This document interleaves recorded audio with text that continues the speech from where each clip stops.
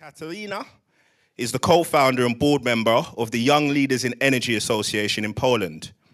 Since 2013, she has been involved in the creation of the European internal energy market, initially at the Polish Power Exchange. Now she works for the energy trading sector in London. She is the author of numerous articles and publications on power and trading regulation. Give her a round of applause, please. A warm-up question for you before we start. Can we see the first slide, please? Do you recognize this guy? Okay, no. Anyone else? Okay, let's see the second slide. So this was Donald Tusk, the current president of the European Council, or the president of the European Union, if you like. And in 2014, just before the European elections, Donald Tusk was pitching his flagship project, the Energy Union. It was based on the ideas of solidarity, cooperation, and coordination of all EU member states in the field of energy. And that kind of integration of energy markets obviously has big advantages. Let's say in the Northern Europe, let's say in Denmark, the wind blows heavily in the night. So the wind farms produce an enormous amount of energy. If in a perfectly integrated energy market, what we could do, this energy can be sold and transported to the southern parts of Europe that relies on solar panels. So obviously, the suppliers in the north gain access to new markets, to new consumers to sell their energy to in the south. So prices in the south start decreasing because there is more energy supply. Also, it makes it easier to integrate renewables because there's a bigger market to share this supply with, and it decreases energy supply.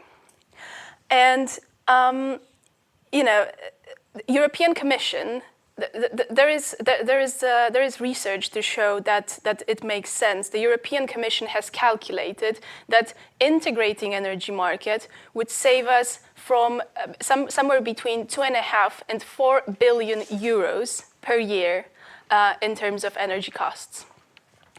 I remember that back in 2014, people, they reacted with either big excitement about this idea or they have big objections.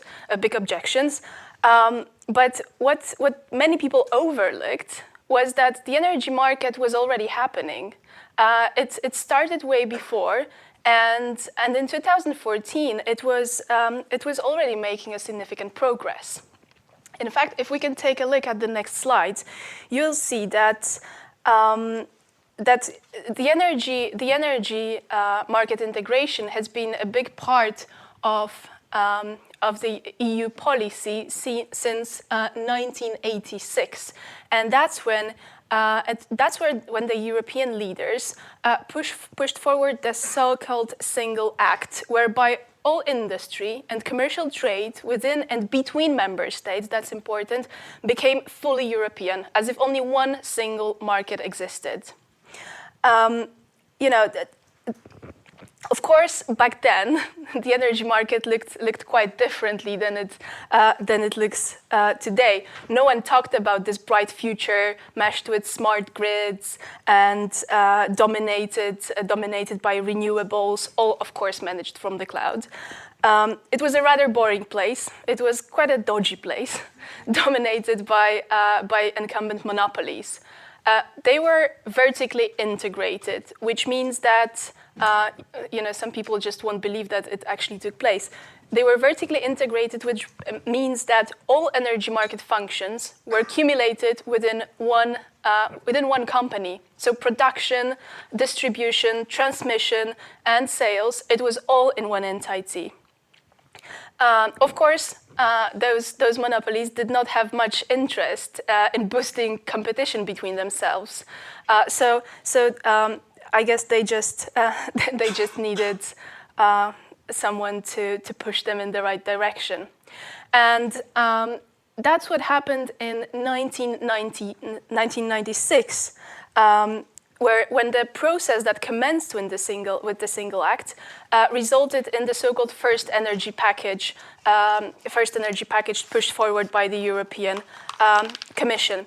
It included a somewhat limited version of what we call third-party access today. It's a really important principle, because third-party access means that if you are the owner or the operator of the transmission or distribution grid, you need to allow energy suppliers that would like to use that grid to transport and deliver energy to their customers. You need to allow them to use it, and you need to do it on non-discriminatory basis. TPA, as we call it, is absolutely key to developing the integrated energy market, because without it, the infrastructure owners, they would simply deny access to anyone that owns other power plant or would like to use their grid to let's say steal customers from them. So it is absolutely crucial that all suppliers in the energy market have access to the grid to deliver energy to their customers. Without it, the energy markets would simply remain local forever. In 2002, not quite satisfied with the first energy package, the European Commission pushed forward the second energy package. And apart from the enhanced version of the third-party access, it included the principle that I'm sure you guys all know very well. So the right of customers to switch suppliers if they only offer them better conditions of access to or prices of energy that is delivered to their homes. But from the energy market perspective, it was the first step, and it prompted the discussion about how to make the energy flow and trade between countries as seamless and easy as possible. And that's actually where the integration of the energy market started gaining pace. So in 2007, the European leaders adopted the famous 20-20-20 package. The goal of the policy was to it contained three goals. So, firstly, to cut the greenhouse gas emissions by 20%. Secondly, to increase the part that the renewables, the role of renewables production in the energy market by 20%, and also a 20% improvement in the energy efficiency. And surprisingly, that's all by 2020, compared to 1990 levels. And already at that time, it was debatable whether those goals were actually ambitious enough.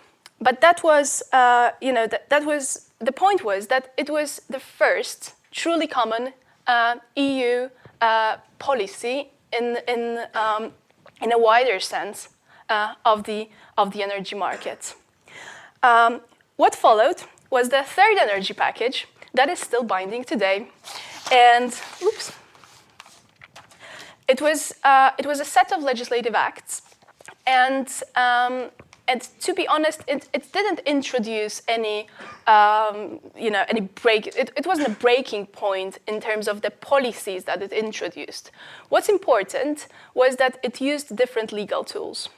So instead of directives, which are legal tools that allow EU member states to sort of adjust how they implement or how they apply those rules within their jurisdictions, the third energy package used, for the first time, it used regulations.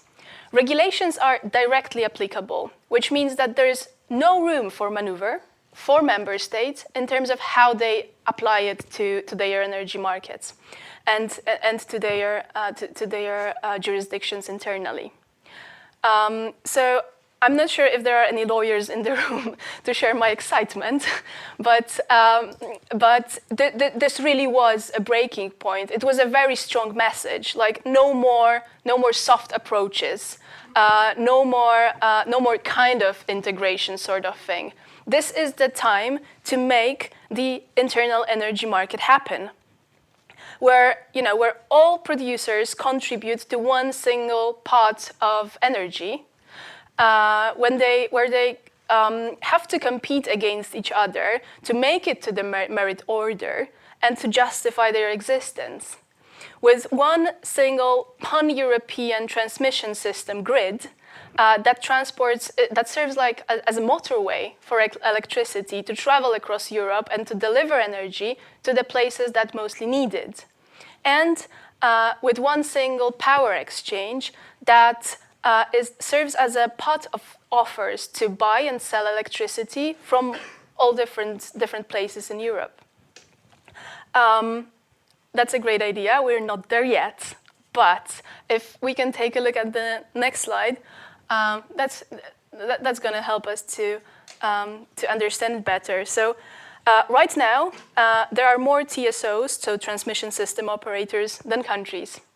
TSOs play a very important role in the energy market because they are making sure that the amount of energy produced always equals the amount of energy consumed. And they do it through the balancing market. And they, importantly, they do it on the real-time basis. That's why TSOs may seem a little bit stressed sometimes. But balancing the system within one country is difficult enough. It's a really complex system, so it requires, complex IT systems, hundreds of nail-biting people. But imagine doing it for the entire region of the European Union. That's a huge task. Anyway, by the year 2000, the so-called Nordel market in the Nordics was almost fully coupled. It was the market between Denmark, Norway, Finland, and Iceland. By 2006, so was the market between France, Netherlands, and Belgium. And it was joined by Great Britain later on. Spain and Portugal followed with their market coupling project called MIBEL, and corresponding initiatives were taking place in the Central Eastern Europe. So it was between Hungary, Czech Republic, and Slovakia, later joined by Romania, whereas Baltics and Poland were trying to establish their market coupling connections with the Nordics through cables under the Baltic Sea. Ultimately, if we can just take a look at the next slide, ultimately in 2014, the so-called Northwest Europe market coupling was almost fully completed. It was a single market for 15 countries, covering the majority of the EU region, with one single algorithm calculating prices of energy and electricity flows between different member states.